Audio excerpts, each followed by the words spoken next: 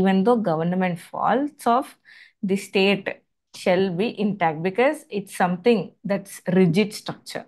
It's not flexible, or it's not dependent on the will and wish of the people, those who have given their contract to it.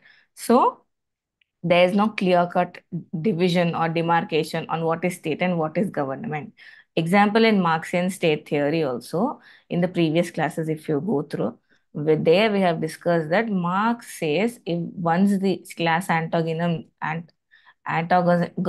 have been concluded, so the state shall not exist.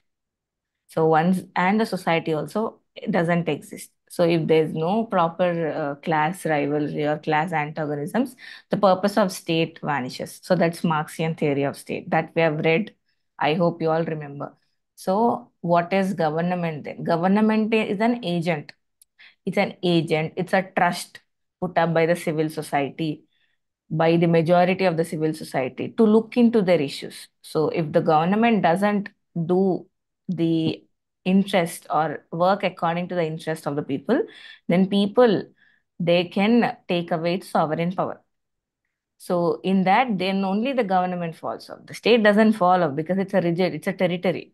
Government is an agent of the people to connect people with the state to, for the purpose of satisfying their policies. So government is one of the essential element of the states. Then we know what are the other essential elements: population, territory, the geographical area, then military power, ideologies. These are all different essential elements of the state. And one among that is government. Then different kinds of states based on how they get power and how they rule.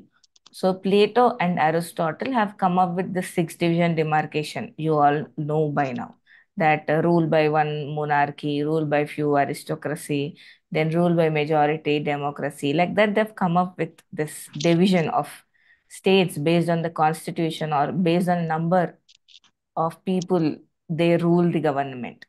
So different kinds of state based on how they get power and how they rule. That is what government is about, or that is how the state could be divided based on the power structure, division of power structure. So then what is the theory of state?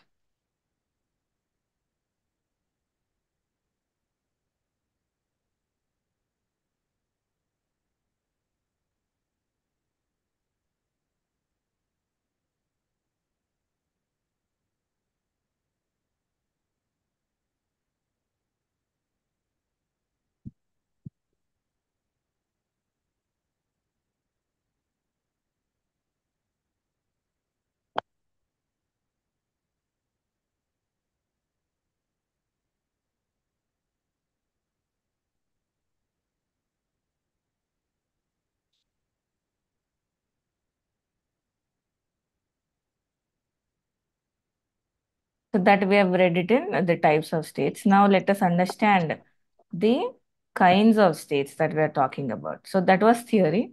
Then kinds of state, the various definitions has been given by the various philosophers or various political scientists. So let us understand what Machiavelli says. So Machiavelli, he defines state as a no finality and can have no perfect, because he doesn't divide or demarcate how a state structure has to be. So he gives a free flow to the state rather than giving a rigid structure to it. So that's why it has no final stance and it can have no perfect form. Then Gettel talks about state has regular or continuous evolution. So states not something that have come or put up all of a sudden, but it has been formed over a generation, like over evolutionary techniques. So this we have read it in the origin of state theory, or evolution or historical evolution of theory of state. Then state is a moral, legal, and ethical institution for them.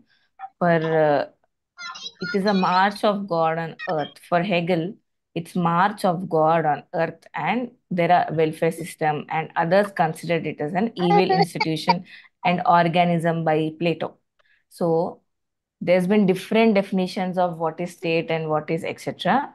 So state is a moral, legal, ethical institution for some, state is an evil institution for some, and state is a welfare structure for some political scientists, and state is also a march of God on earth for some theorists, for some political theorists.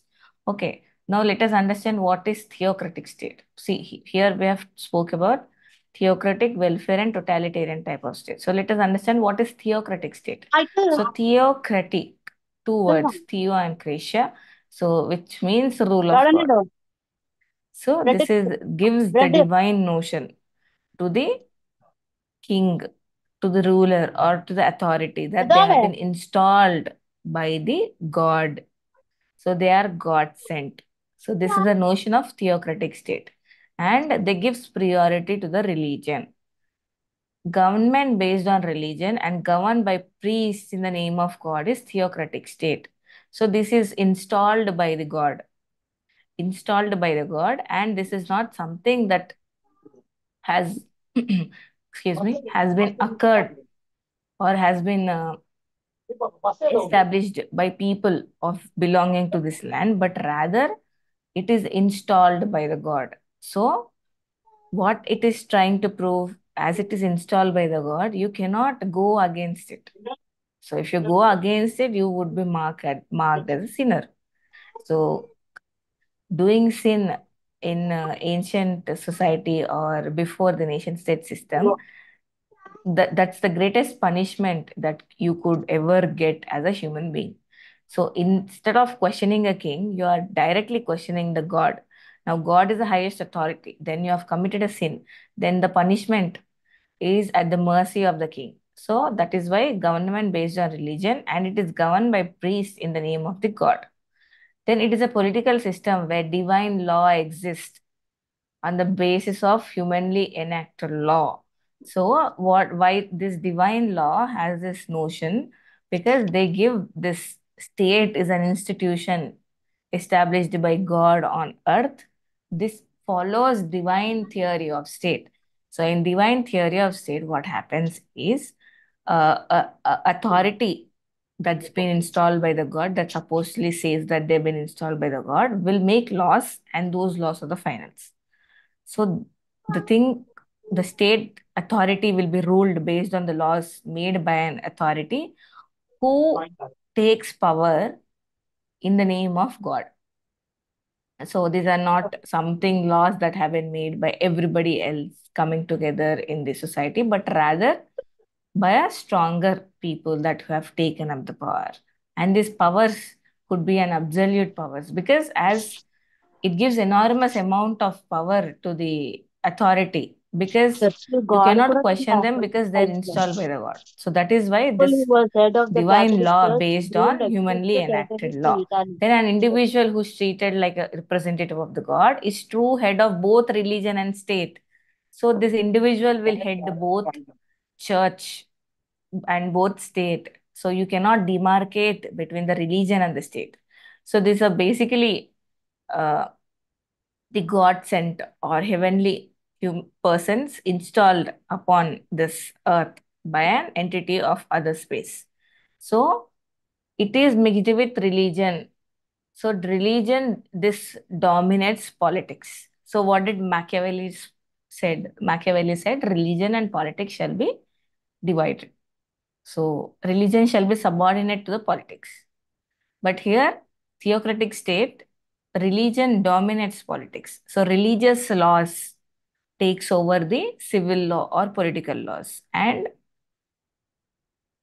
the religion is the highest authority above the political laws. So political personalities are subordinate to the religion. Then the state are mono-religion. So mostly in theocratic states, as religions takes over the authority in the state, these are all mono-religion, means there's only one religion. And the other religious or minorities that has been existing in the state will be put under pressure or will be declined to hold preachings or conversions or openly uh, publicly expressing their views about the religion. So as this is mono religious states, so the majority population that exists shall be belonging to the religion of the state that's been installed. Okay. So example, you all know pharaohs of ancient Egypt. I hope you all know pharaohs of ancient Egypt. They are believed to be god sent. That is why when pharaohs are dead, like when Egyptian king is dead, they've been buried along with the necessary, yeah, they'll be buried along with the necessary instruments or necessary things for them to reincarnate or go to the heaven. So I hope you are all enthusiastic to know about Egyptian civilization. Then you will understand the pharaohs and their civilizational structure. Then Byzantine Empire is also, it's a rule by an emperor, but this emperor is also head of the religion, sorry, head of the church. So now where's the line? Where do you draw the line? There's no drawing of the line. It's either this is literally religion has to be an highest authority than the political law. Okay. Then Pope, example Pope, Catholic Church, he ruled extensive territories in Italy. Yeah, because state structure, Machiavelli before saying that the state structure took over the political laws. So there has to be, and with the civil war that's been going on and establishing the monarchy or இங்கே வாப்பா வெயில. the majorly elected emperors as a king, the states shall, sorry, the churches shall not be the authority above the king. Okay. So Pope was also Catholic Church. He ruled major extensive territories in Italy. So pharaohs of Egypt, Byzantine Empire, and the Catholic Church popes are example of theocratic state. Then theocracy is applied to refer to a government based on religious codes. So religious codes, example, Sharia laws. So states made formed on the basis of religion, where Sharia law plays the huge role rather than the law, the political law made by the installed or elected representatives. So it is applied to government based on religious codes and against the notion of secular of state. See, what is secular state? It is a secular state is maintaining equal distance or giving same preferences. So, but here, as it was only one religion, then how can you say there's a secular notion? So ம். that is why it is not the secular notion. Then characteristics of theocratic states. So what are the characteristics of theocratic state? Existence of a state religion, because religion is the highest authority above the political laws. So there has to exist a state religion. Then religion based laws, example Islamic law. So Sharia laws in some of the countries have been considered as the supreme law, right? So they are above the political laws or the civil laws that has to be followed. Then government run by priests. These are in Iran. So these religious heads are called ayatollahs. Then they are also the head of the nations. So here there's no division. So the religious priest is both head of the religion and head of the state. So there's no division. Then succession of political power. So this, see, now these political priests have been taking over the power. Then you might get this question like, are they elected based on their merits, or are they elected based on how spiritual or how religious they are? No, here also they follow inheritance through passing on to inheritance or through elective mode by only those group of men. Not everybody else has right to vote. So this is either by inheritance or elective mode. The next one, there are advantages and disadvantages to anything. So as now, let us understand what are the advantages of theocratic states. So they have well organized the government. Why? There's only one religion. Then that religious authority is the head, and you cannot question those religious authorities. Then now what happens? It will be properly organized because there will not be any protest going on. So once you protest, you are termed as a sinner. Make sense? I hope it makes sense. So then peace and unity will be established because everybody follows common belief system because it is run by a religious laws. So how do you run a religious laws? Because you abide by that religion. Then if it's run by a religious law, you will automatically. So if you're not an atheist, if you're a theist, if there are religious laws, you would obviously follow accordingly, right? So then you would not question what government makes or what political laws are made. Okay, so that is why it establishes peace and unity. But this is to an extent. Then reduce the number of crimes, because they say it is a God sent man establishes this state and it's run by the religion. You cannot supposedly be doing a crime, because if you do a crime, you are said that you are doing a sin. So if you are doing a sin, as these are all religious people and have common belief system, they consider it as Selfie उल्लो बा. something that they should not be doing. So that is why reduce number of crimes, and it can lead to a better society, because society is based on moral values or religious values. The poverty will be less, because the more funds, like people, as it is said it in the religious beliefs that you have to do this dan dharma. So there are more funds available and it could reduce the poverty as there more funds are available. So as now that everybody will be doing this, what do we call it, funds or dan, then the social services could be achieved. So that is why it said that it can lead to a better society. These are all like advantages of theocracy.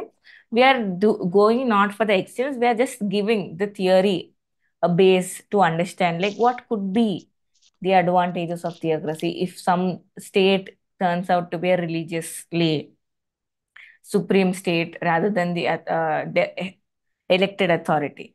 So more obedient people. Why? Because religious beliefs and people are obedient to the religion they follow and the rules. So that's why it is of more obedient people.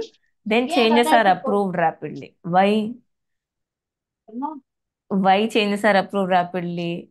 So this you should actually keep questioning everything, because people are religious and they follow their beliefs. So, in that notion, who will come up and say that I oppose this law? So, in if I am opposing this law, then instantly I am doing a sin. I'm committing a sin, because that law is made by the God, is made on the belief system, is made on my religious beliefs. So, in the lieu of questioning that law, I'm questioning my existence. I'm questioning my beliefs. So that is why I'll not question. So that is why the changes are approved rapidly.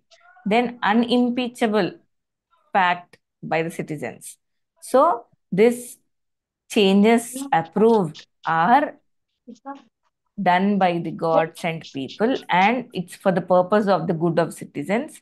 These are not questioned by the citizens, because citizens follow religious beliefs. Then disadvantages. There has to be disadvantages. You are a Pol.Science graduate or Selfie बा, discipline Pova नहीं बा. disciple. So you should know that if any theory comes, there are advantages and disadvantages, and also criticisms to the theory, and also gray areas to the theory. So now let us understand disadvantages to theocracy. What? Anti-democratic. Why? Because it does not consider my opinions, and also it restricts my voice. It restricts my freedom. Why does it restrict my freedom? I'm not questioning it because it is religious law. Then there I am, even though it's against what I believe or against what I am supposed to be getting from a established government, it is not giving, and also I'm not questioning.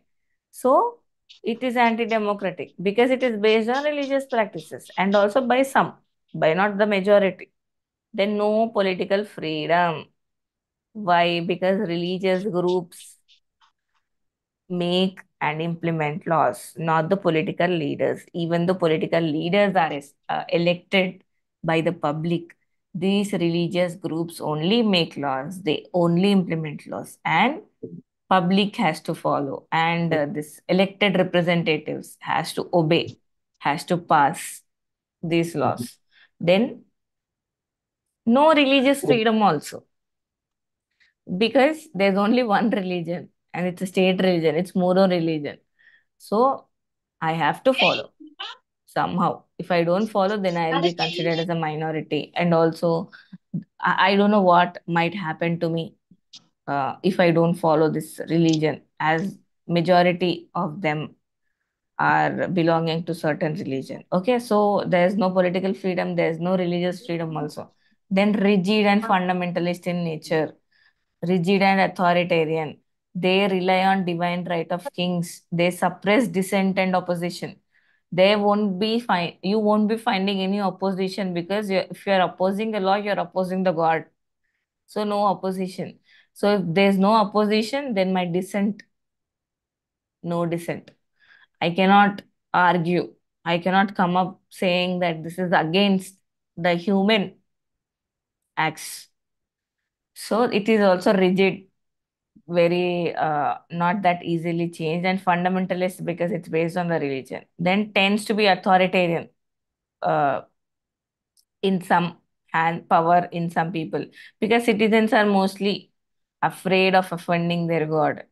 So as there's an absolute power given to this religious heads or religious priests, I cannot have any voice of myself.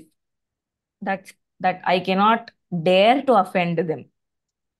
But what if I dare to offend them? I'll be given harsh and unusual punishments. How are these punishments given? These are rested upon religious laws, not legal system. So who makes religious laws? There's these religious priests only, and they are at enormous absolute powers. Why? Because you cannot question them.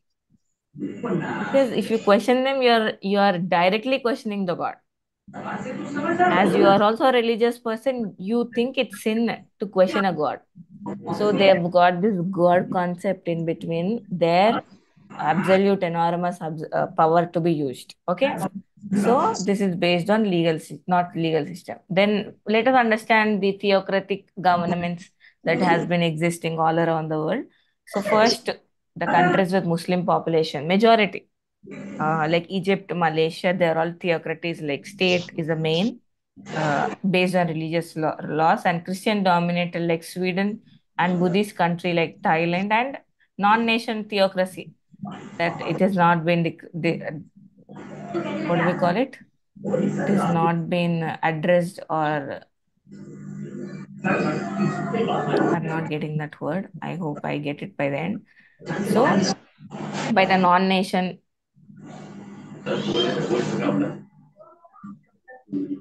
material culture and non-material culture also comes in this topic, Anna. I don't I did not understand your question, but yeah, we'll start with it.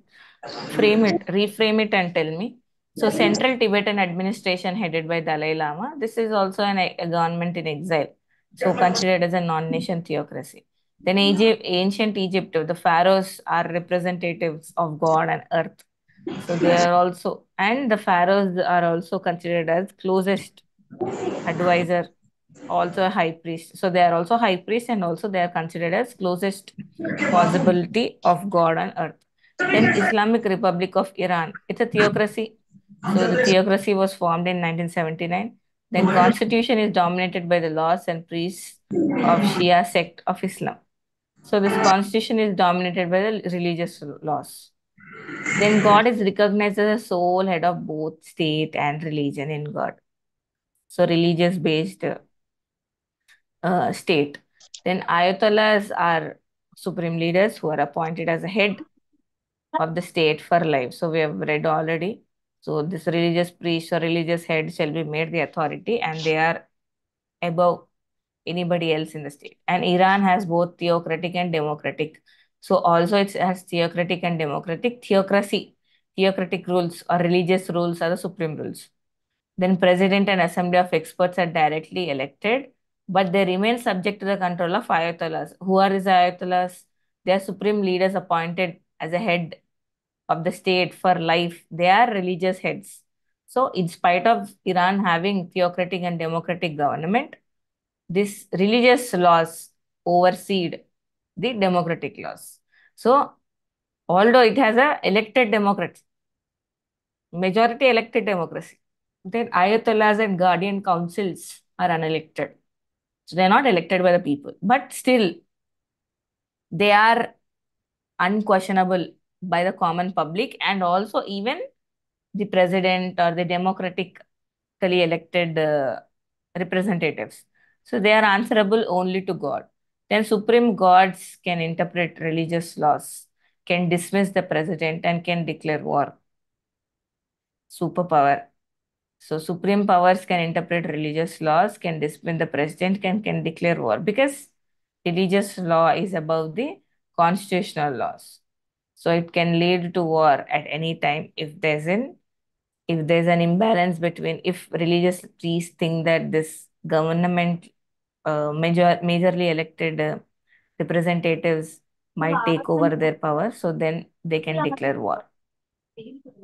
So, Mauritania, it's in Maghreb region in Western North Africa. Yeah, Western North Africa. This also has a Sharia law. And initial days, country had a Western style of government because it was a colony. எடுக்கக்கூடாது வா. So this colony by French, if I'm not wrong. Yeah. So in 1980s, the Colonel Muhammad Khoum Hedala, then military head of the country, introduced strict Sharia-based laws for the governing. They brought religion as a excuse me, religion as a highest authority rather than the democratically elected heads. Then next example is Saudi Arabia. Then what Saudi Arabia, strict Sharia laws shall precede. And also it has two holy sites, Makkah and Medina. And Sharia laws precede anything, and it shall not be objected, because once if you object, then the punishment will be very harsh. And preaching, propagation, and public worship by non-Muslims is forbidden, as this is monopoly religion. So, mono-religious state, it does not encourage preaching, propagation, and public worship by other religious people. This is a crime, and you will be punished severely by according to the religious laws, not the political laws. Then Sudan. Another example is Sudan. Sudan has constitutional and legal system. These are based on Sharia laws. Same. Then why Muslims also have 97% of the country's population. In Sudan is a Muslim major populated country. Then it has liberal attitude towards people. See here, Saudi Arabia doesn't have a liberal attitude towards non-Muslims, but Sudan comes up with this liberal attitude towards people of other religions. But you will still be punished according to the religious laws. Then Vatican City, sovereign state with an absolute theocratic elective monarchy, then non-hereditary in nature. Then Roman Catholicism. So main religion is Roman Catholicism, and it's ruled by the Pope. So it's a religious authority. Then Yemen. Yes, Yemen is also based on Sharia law. And why? There's been an fight. There's been an activities between Zaidi Shia rebels or Houthis. They are called Yemen. Important MCQ. Houthis belong to Yemen against the loyalists of the displaced president of Yemen, Hadi. So there's been a fight between them. Then Houthis belong to Yemen. It's an MCQ question. These are examples of theocratic state. Now let us understand what is welfare state. So you definitely have heard this help welfare state. So welfare state is social service.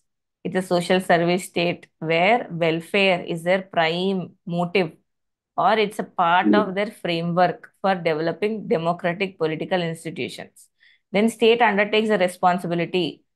Why welfare state? Because state looks after my welfare. So it takes the responsibility of ஆமாங்க வா. social security, social security issues like unemployment, illness, old age, and poverty. State looks up if there's an issue going on, then it gives beneficiaries or subsidies, or comes up with laws in order to make sure that these shall not exist. Welfare state also promotes economic and social well-being like universal medical care, insurance, pension schemes, public housing, and family allowances. So this is what welfare state is basically a feeding state. It gives you money. Sorry, not just money. It gives you beneficiaries. It gives you Mm. benefits in order for you to have a better life because it is responsible for It gives its benefit. uh, protection of citizens. So, state which takes upon itself to provide social services and to bring under public ownership, important including the other notions. So, states takes upon itself to provide. It's voluntarily taken by the state to look into the welfare activities of the people. So, to bring under public ownership, important industries and enterprises. So, this tries to get this welfare and social services under public ownership, and also the industries and the other private sector will also be brought under it. Then welfare state as the one that takes the responsibility to provide minimum standard, okay, to have this minimum standard of living to citizens. Then Cole wrote on welfare state. Remember, G.H. Cole wrote on welfare state. So what does it say? Like, what is welfare state to him? Welfare state to him is a society in which an assured minimum standard of living and opportunity becomes the position of every citizen.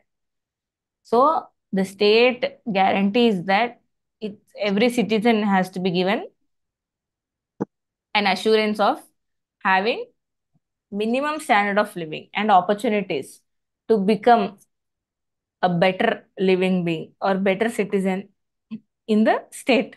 Then Amartya Sen, he defined welfare state as it is a system wherein government agrees to underwrite certain levels of employment, income, education, medical aid, social security for all its citizens, and the duty of king to promote the welfare of the people. So this line has to be in the next line. So Amartya Sen defines welfare state as that state with underwrite certain levels of government employee income, pension, housing, then medical aid, education, social security of all the citizens. Then duty of the king is to promote the welfare of the people. Became popular after Second World War. So Second World War led to the rise of welfare states because due to the war destructions and due to the disruptions of the economy, it took upon the responsibility. States took this as a responsibility to uplift their welfare, their citizens. Then Plato and Aristotle said the purpose of welfare state, no, the purpose of state. So for them, it's not welfare state or any state, but the basic notion of state itself is to look after the welfare of the people. I hope you understood this line. So they say the establishment of state itself, be it any state, to look after the welfare of the people. So this is what the notion followed by Aristotle and Plato. Then characteristics of welfare state. This is mixed economy, both public and private players, because it has to look into the welfare issues. And also equally state shall raise welfare money in order to look into these welfare issues. So it has to be both mixed economy and public ownership. Then provision of social security services like we've read housing, medical, health, education, etc. Then protection of health, spreading of education, improving conditions, emphasis on individuals' worth. Individuals has been looked upon here because their self-worth is raised, then their standard of living would raise. This is eventually looking after their welfare. Then progressive measures. It also took progressive measures like land reforms, jail reforms, agricultural development, price control, PDS, sanitation and community development programs. Then to eradicate child marriages, labor, domestic violence against women, and dowry system. So these are characteristics of welfare state because Mm. eradicating them would eventually look for the welfare of the people, welfare of the children, welfare of the women here. So, and also progressive reforms in order to provide them basic necessities as a part of looking after them. Then merits and demerits. So merits, economic advantage because government only provides employment opportunities, benefits, and structuring of labor market, redistributive taxation, security against poverty, unemployment, old age. And from the humanitarian position, it provides all citizens except citizens with disabilities, sorry, especially citizens with disabilities, their equal access to health, education, and essential needs. And utilitarian position like maximum welfare of maximum people. That is a welfare state notion. Why economic advantage as states sole agenda is to look into benefits of the people. So it does this makes into consideration that you shall not be denied of such facilities. So economic advantages, humanitarian advantages, and utilitarian position. Mm. Then demerits, very expensive. Why? Mm. It forms a burden on the state to give so many benefits. See, I hope you're all from Telugu states only. If not, also you'll understand. See, Congress with the free buses or the all the latest their political manifesto that it has given. I'm talking because it's the current government. So Mm. the political manifestos it has given it by it's a the survey by the certain experts say that it puts lot of burden, extra burden on the state exchequer. Correct. So here the government is trying to be a welfare government by giving beneficiaries or targeting people below poverty line or women, children, and the girl child and old age people and the farmers. So over their వినపడిన extra పంట attention or extra care towards the welfare పంట activities is putting an extra burden on the state expenditure. Okay, so welfare state, being a welfare state is very expensive, especially with the population, with a huge population living below the poverty line. It's a great burden on the welfare states and it curbs individual initiatives. So, see, why citizens become lazy and they depend on state for everything. They stop doing any work. They like state will look after. After all, it's a welfare state. It's there only for it is established or it is just living for the sake of uh, myself only. So people stop working. Then undue importance to bureaucracy. Why? In order to policies to be implemented, you need this government agents, government offices to implement those policies, right? So welfare state may in welfare state these bureaucrats only implement policies in any state. So, but in welfare state, as these activities are huge, these bureaucrats will have greater power. They have access to greater power because they are the sole agents who connects the government with the people, legislative with the executive. So it their important increases and leads to inefficiency. Why? Because most of the resources or the finances would be put on these schemes only. There is no resources transferred or capital transferred to the developmental projects. So the state was busy, state will be busy in feeding its public. So in which time or in which space or with what available money it will focus on developmental activities. No, right? So it leads to inefficiency. Then risk of fraud.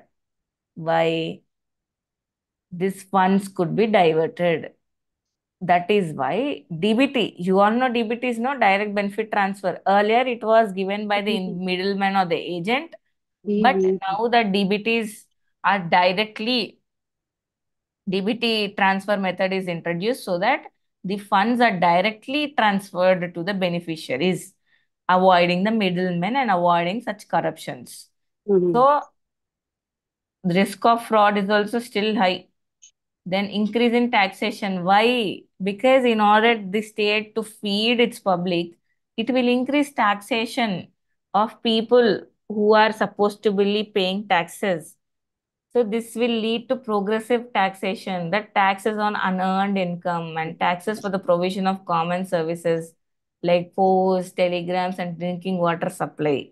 So government shall their main agenda is to look after the welfare of the people. So how do you look after the welfare of the people when the money income is flowing? Then only you'll do the expenditure. So in order, how does government gets money? Through taxes only, no? So these taxes will be increased, progressive mm, taxation will play a role. Then burden of overpopulation, our current situation. So overpopulation, functioning of a welfare state is a crucial. It's very alarming. So welfare states are British welfare states. Poor laws were introduced. Like they made the law, name itself only poor law to address poor people. Then it means charity for the people. Began with the passing of factory laws, 1833 and 1860, post-industrial revolution. Then reforms were introduced during Akit's governments. Then National Insurance, Workers' Compensation Act, Old Age Pensions, Free School Meals. Then Clement Attlee introduced welfare state in 1942. Remember, important question. Under the notion of five giants to tackle five giants. What are these five giants? Poverty, diseases, ignorance, squalor, and idleness. Then Insurance Act, National Health Service, Town Act, all these acts of the British. Then welfare mm, provisions in UK include free school, meals, etc., etc., disability. You all know this. Then US during 1930s. This New Deal concept is also a welfare state concept. This is by Franklin D. Roosevelt and provisions for unemployment insurance and social security. So war on poverty in 1960s provided medical care. You all know medical care is very costly in America. Then aid to families with dependent children. Yes, and voluntary organization. See, the government dependent on the private players to do the funding. So the voluntary organizations also increased and limited role in social welfare provisions. Nearly one half of federal government, its expenditure spent on welfare programs. So huge burden. And in India, the constitution itself addresses that it is a welfare state through DPSPs, Directive Principles of State Policies and Fundamental Rights. And Sarva Shiksha Abhiyan, you all know education. This is central government program to look into the welfare issues. And Right to Education Act 86 Constitutional Government 2009 passed. So this to ensure free and compulsory education and Article 21A. The National Food Security Act is also welfare activity. Rashtriya Swasthya Bima Yojana, Health Insurance, Old Age Pension Scheme 2007. Then MG Narega, Employment for All. Then Janani Suraksha Yojana, this maternity protection. Swarna Jayanti Gram Swarajgar. This is employment in rural poor. mm, Minimum wages, equal wage for work and women, men and women. Cottage industry is established. So these are all welfare activities as an India as a welfare state took up. Then totalitarian state. So what is totalitarian state? The mm. state is all in itself. State will control you. You are a state's State possession. will control us. You are an idol. You are an object of the state. You have no say in it. So that is totalitarian state. Then government attempts to maintain total control over the society. There's no division. There's no division like religious law, state law, or civil society laws, or civil society taking the power. No. State has total control. State will control It us. basically like your dissent is cut down. Mm, Then totalitarianism was first used by Italian philosopher Giovanni Gentile and Benito Mussolini. Then human life is outside the supervision and control of the state. Yes, you are literally an object of the state. Nothing that stays in the state is outside of the state. mm, You are getting this? So omnipotent, infallible, and absolute and permanent, unlimited state, absolute authority. You cannot get down or get above of the state or get out of the control of the state. And totalitarian states and authoritarian states are different. Understand why? Authoritarian state only political power. There exist religious powers. There exists civil society. But mm. totalitarian states, total jurisdiction, legislative, religious, everything, Okay. including your life, because you what makes the state, right? So First World War led to people to question whether democratic governments. Can we take North Korea, totalitarian state? Yeah, partly. Uh, because they still vote, no? They still vote, but to only the existing leader they wanted to. Charismatic, dynamic leader. Then essence of totalitarianism is based on idea of absolute state. You know what's absolute state idea through Hobbes, right? So did Western political philosophy is over for you? Because you are first year, so I have no idea. State and society, synonymous during ancient times, we all know. Uh, to Hegel, state is march of God on earth. State is divine manifestation of earth. This huge meaning, huge vocabulary that Hegel uses to the notion concept of state will understand. See, once you understand Hegel, then your whole concept of state structure is done. Nobody can stop you. You would question, or you would question, or you would answer anything. When individuals are subordinate to the nations, they have no freedom. State has total control over all aspects. Example, Hitler, Stalin, Mussolini. You ask North Korea, no dictatorship. So it's kind of dictatorial, but on a comparison of Hitler, Stalin, and Mussolini, uh, that could be called as a today's world. Yeah. mm, Characteristics of totalitarian, they are dictatorial states, glorifies nation, its subordinate citizens, then against democracy, then against parliamentary institutions because they see they are corrupt. Some philosophers have this notion of parliamentary institutions are being corrupt and etc. because they don't like this free will. Example, J.S. Mill. He says, although he is elected to the House of Commons, he says that these parliamentary institutions are like corrupt. There has to be like intellectual aristocracy or intellectual monarchy. He gives a special votage to the plural votage to the intellects, then tolerates no political opposition. Yes. Intensely nationalistic. Yes. Now you can understand the North Korea, no opposition, nationalistic, elites in politics. Though institutions exist, they just exist for the sake of them having a representation in international space. Hyper aggressive, yes. War, they are on like nuke point. If somebody pokes them, they are ready to go for a war. Their intensive propaganda ideology is also extreme. Then censorship, yes, it prohibits books, articles.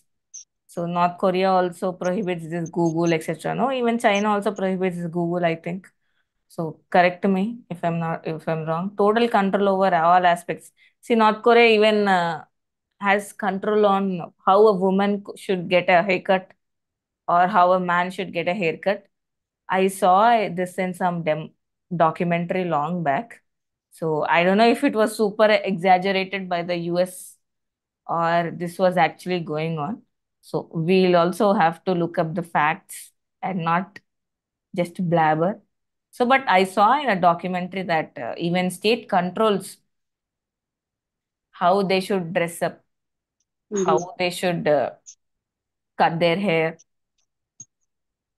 total control over them. Then strength and weaknesses. Strength, rapid economic progress, minimum delay because only state controls. But how rapid progress? How you should question this law making it fast because only one line. There's no down to top. Like Gandhi wanted down to top devolution or like just ground grassroots level shall be the authority. No, it's from only from top to bottom. No going up. If the orders pass from the top, okay, follow. That's it. No question. There's no concept of question only because you literally belong to the state. You are just an object. So relatively stable government because no opposition also. Less room for corruption. Why would you dare to do a corruption in a totalitarian state? risking upon your life. And also, there's no opposition, and whoever has the control, why would they do go for a corruption? Rather, they would go this uh, openly taking up all the funds, right? So bad of totalitarianism, individual, no scope for my liberty. My liberty is crushed. I am no at no free will to do anything. Political freedom, no. వాననమ్మా అవులవా Reason, no, because I'm not allowed to think only. Why would a state be establishing laws based on reason? Then anti-religion, why? Tell me why anti-religion?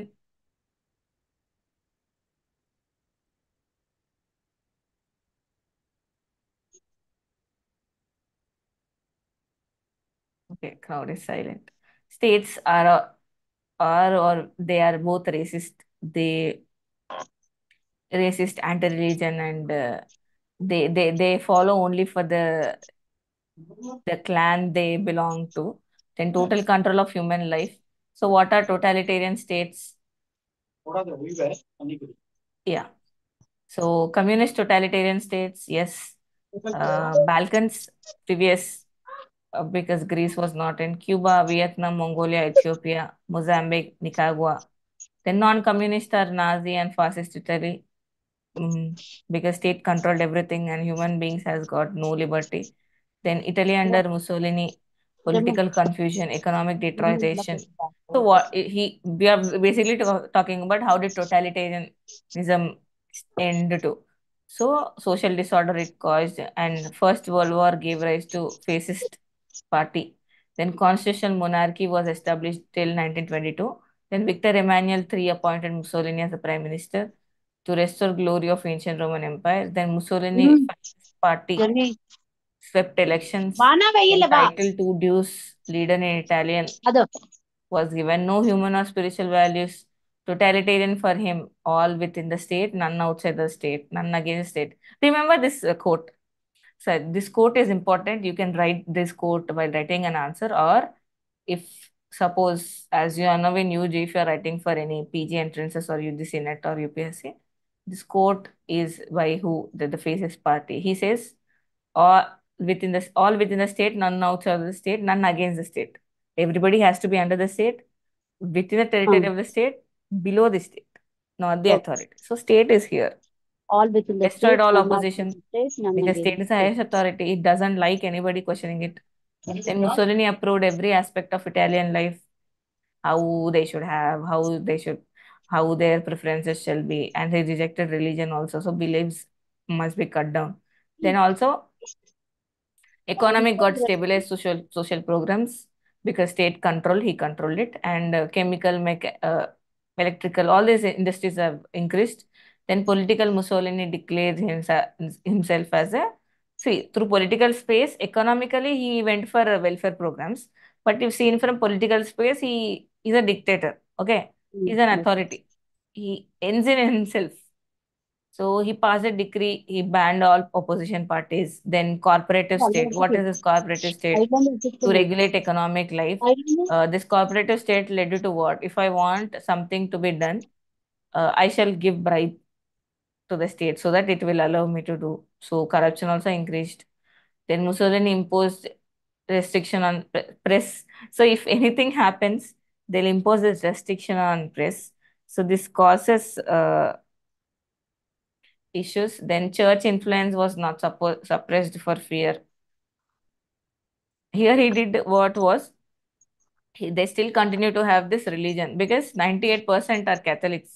So he thought better not suppress this. Then Joseph Stalin, it's called Man of Steel. I hope you all know. This is also an MCQ. Remember, he took power in 1928. Then control of communist government. It was a totalitarian state. So Soviet Union was a totalitarian state under Stalin. Then agriculture, community agriculture. Then he's a cult. The resistance follows of Stalin till date. Then all power was under him. Then secret police to stop any riots or like total power, like police Raj could be killed if you go against it. Then 1933 began to great purge to get rid of political enemies. Yes. Slowly they take over power, slowly they take over police, then slowly they take over the politics. Then dissent.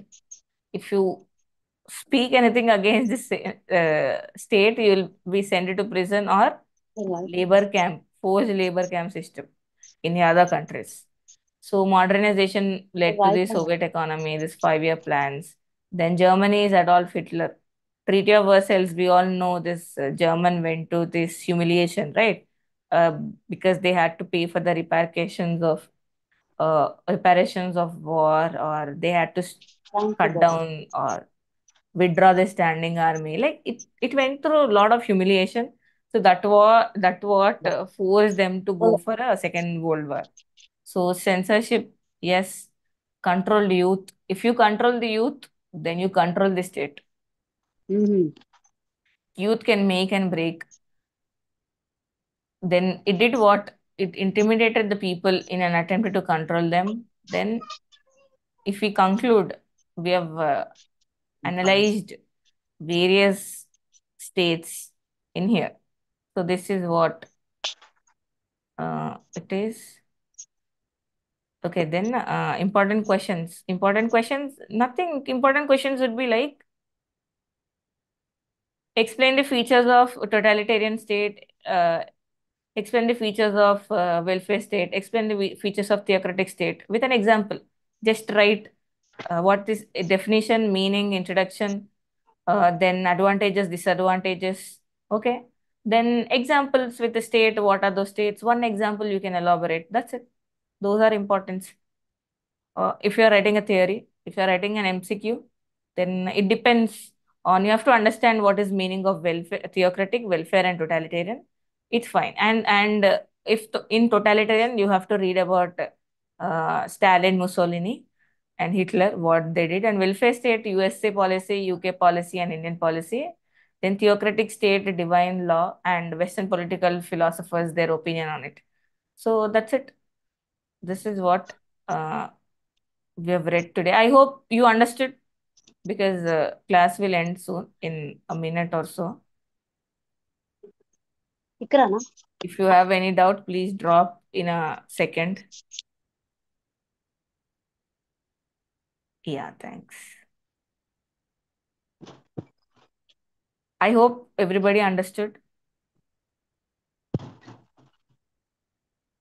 Kupudu. Annasam. Indakandi. Okay. See you in the next class. Right. Revise, revise, revise, revise. Go through the slides. Revise.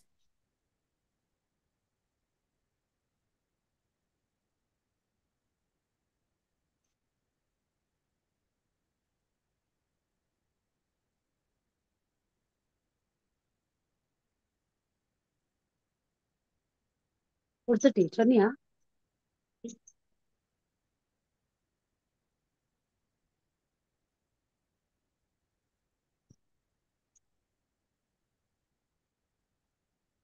Okay, I'll try.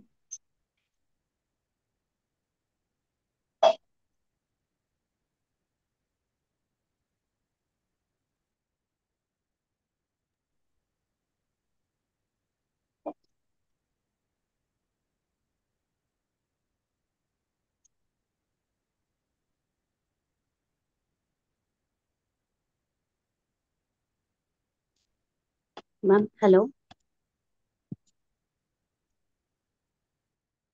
Hello.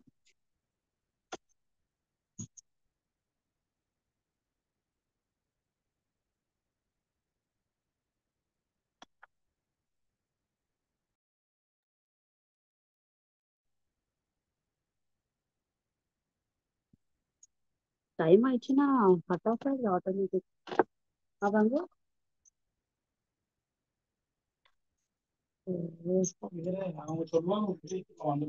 Hmm